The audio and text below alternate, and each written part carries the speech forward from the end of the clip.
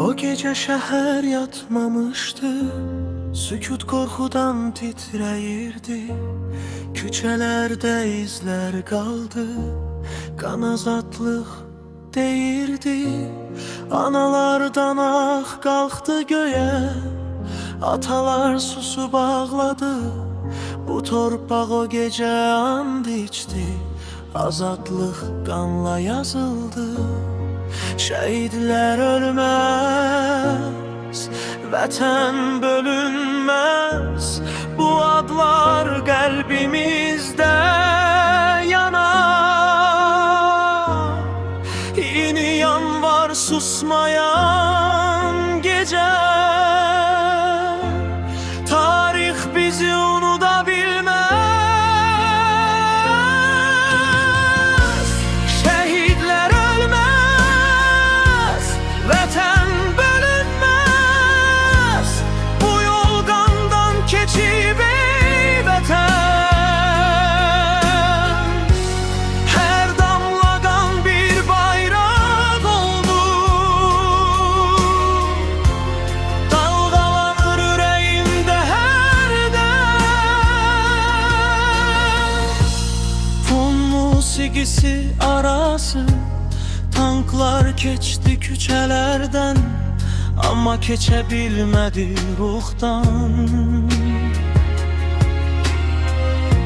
Bir millət qalxdı diz üstə, qorxmadı nə güllədən, nə oddan.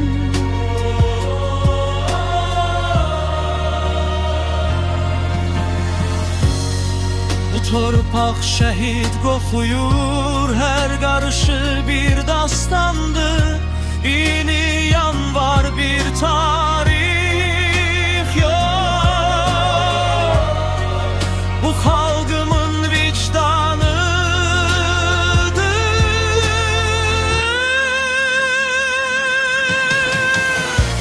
Şəhidlər ölməz, vətən bölünməz.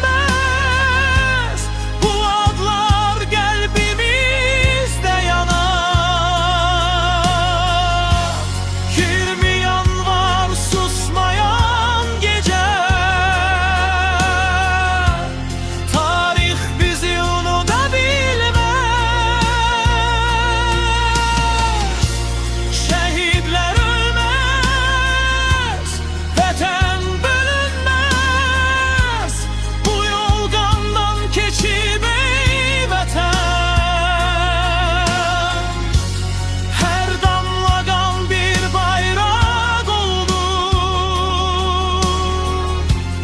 Dalgalanır ürəyimdə hərdən.